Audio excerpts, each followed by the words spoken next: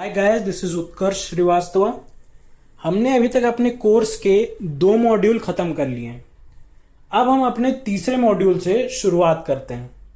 हमारे तीसरे आर्ग्यूमेंट का नाम है आर्ग्यूमेंट पासिंग मैकेनिज्म और उसमें पहला टॉपिक है primitive argument passing and passing objects.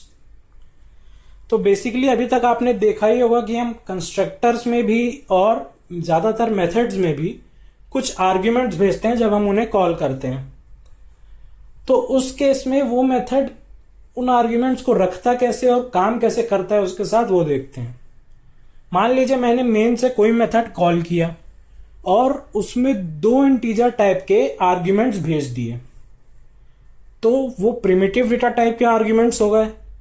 तो जो भी प्रिमिटिव डेटा टाइप के आर्ग्यूमेंट्स होते हैं उन्हें जावा पास बाय वैल्यू करता है, यानी कि वो मेथड खुद के 2 वेरिएबल्स बनाएगा स्टैक एरिया में और उनमें जो भी आर्ग्यूमेंट्स आए हैं उनकी वैल्यू कॉपी कर देगा और वो जो भी काम करेगा वो अपनी कॉपी के साथ करेगा, क्योंकि उसने 2 वेरिएबल्स क्रिएट किए हैं और उसके पास उन्हीं दोनों का एक्सेस है इस समय, और उन दोनों में उनकी कॉपीड वैल्यूज हैं जो भी मेन मेथड से मैंने कॉल की थी।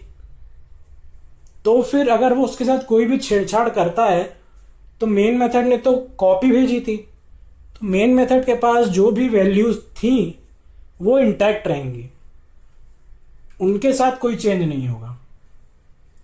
अच्छा, मान लीजिए अगर आपने कोई ऑब्जेक्ट सेंड किया किसी मेथड को, उस केस में जावा पास बाय रेफरेंस करता है।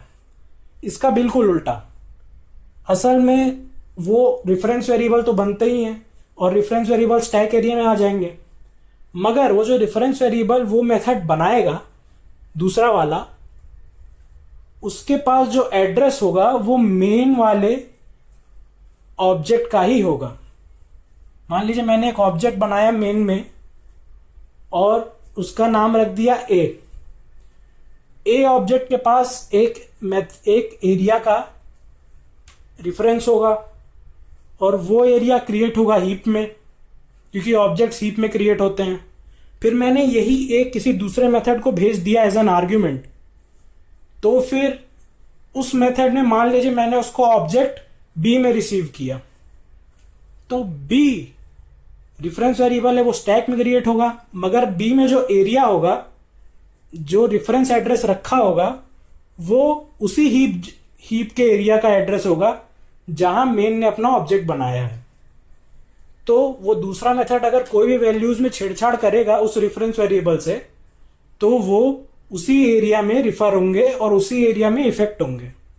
तो फिर जब उस मेथड का एग्जीक्यूशन खत्म होगा और मेन एग्जीक्यूशन वापस आएगा, तो आप कोई भी वैल्यूज अगर चेंज हुई हैं और आप ए ऑब्जेक्ट जो आपने बनाया है उससे अगर कोई भी वैल्यू रिट्रीव करते हैं तो उसमें चेंज्ड वैल्यू आएंगी। मैंने 2 एग्जांपल्स बनाए हैं। स्वैप करना तो आप जानते ही होंगे। मान लीजिए मैंने आपको 2 नंबर्स दिए 10 और 5, उसको मैंने 2 बॉक्सेस में रखा। आपको स्वैप करके ये करना है कि आप 10 वाला कार्ड जो एक बॉक्स में है उसको दूसरे वाले में डाल दें और 5 वाला कार्ड जो दूसरे बॉक्स में है उसको पहले वाले में डाल दें। यह है स्वैप, 2 वैल्यूज को स्वैप करना। तो मैंने पहले एक मेथड बनाया है क्लास स्वैपर में जो स्टैटिक मेथड है, तो मैं इसको क्लास के नाम से कॉल करूंगा। पहले मेन से एग्जीक्यूशन स्टार्ट होगा। मैंने 2 वेरिएबल्स बनाए जो स्टैक में क्रिएट होंगे। एक्स में वैल्यू आ गई 10 और वाई में वैल्यू आ गई 5। मैंने उन दोनों को प्रिंट कर दिया उसी ऑर्डर में। num1 हो गया 10 और num2 हो गया 5। फिर मैंने स्वैप मेथड कॉल किया स्वैपर क्लास का। अब कंट्रोल यहां शिफ्ट हो जाएगा। ए में वैल्यू आ जाएगी 5 और बी में वैल्यू आ जाएगी, ए में वैल्यू आ जाएगी 10 और बी में वैल्यू आ जाएगी 5। तो फिर ए और बी स्वैप के स्टैक एरिया में क्रिएट होंगे। फिर स्वैप का जब एग्जीक्यूशन स्टार्ट होगा उसका सारा code class and method area में आ जाएगा। फिर ये वाला काम होगा a equals to a plus B. इसमें a में वैल्यू आ जाएगी 15, b equals to a minus B. इसमें b की वैल्यू हो जाएगी 10 और a equals to a minus B से a में वैल्यू आ जाएगी 5। तो इन 3 स्टेटमेंट से हमने बेसिकली a और b की वैल्यूज को स्वैप कर दिया। तो असल में हम इस प्रोग्राम में यही करना चाहते थे कि हम 2 आर्ग्यूमेंट्स भेजें और वो स्वैप होके हमारे पास वापस आ जाए। मगर अब तो आप समझ ही गए हैं कि जो भी वैल्यूज प्रिमिटिव डेटा टाइप्स की होती हैं वो पास बाय वैल्यू होती हैं।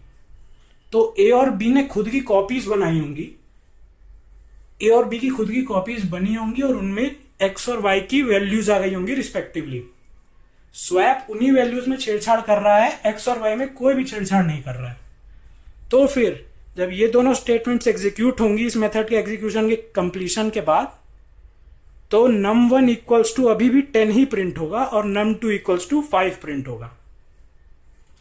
तो अब इससे हम ये समझते हैं कि प्रिमिटिव डेटा टाइप्स को अगर हमें स्वैप करना है तो हम ऐसे कर ही नहीं सकते हैं, क्योंकि जावा प्रिमिटिव डेटा टाइप्स को पास बाय वैल्यू करता है। अब मैंने उस प्रोग्राम को थोड़ा रिफाइन किया है, क्योंकि हमें असल में स्वैप तो करना ही है। उस तरह से नहीं होता तो हमें दूसरा तरीका सोचना पड़ेगा। तो दूसरा तरीका मैंने इस तरह से बनाया है कि मैंने क्लास स्वैपर में एक इंस्टेंस वेरिएबल बनाया पब्लिक इंट वैल, एक कंस्ट्रक्टर बनाया पब्लिक स्वैपर इंट ए जो एक वैल्यू ले रहा है और वैल में वो वैल्यू डाल दे रहा है। फिर वैसा ही एक मेथड बनाया पब्लिक स्टैटिक वॉइड स्वैप, मगर इस बार वो स्वैपर क्लास के 2 ऑब्जेक्ट्स एज एन आर्ग्यूमेंट ले रहा है। फिर मेन से एग्जीक्यूशन स्टार्ट होगा। मैंने एक ऑब्जेक्ट बनाया स्वैपर ए, स्वैपर बी, 2 वैल्यूज भेज दी, ए में 5, बी में 10। अब पहले मैंने जो 2 वैल्यूज प्रिंट की by A dot val and B dot val, तो ए डॉट वैल प्रिंट हो जाएगा 5 और बी डॉट वैल प्रिंट हो जाएगा 10। फिर मैंने स्वैपर डॉट स्वैप कॉल किया, मगर इस बार मैंने ए और बी भेजे जो कि अब ऑब्जेक्ट्स हैं स्वैपर क्लास के। तो प्रोग्राम एग्जीक्यूशन यहां पे आ जाएगा।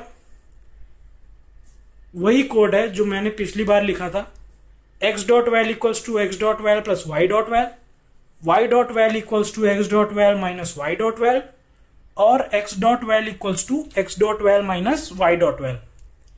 तो हमने एक्स की वैल को और वाई के वैल को स्वैप कर दिया।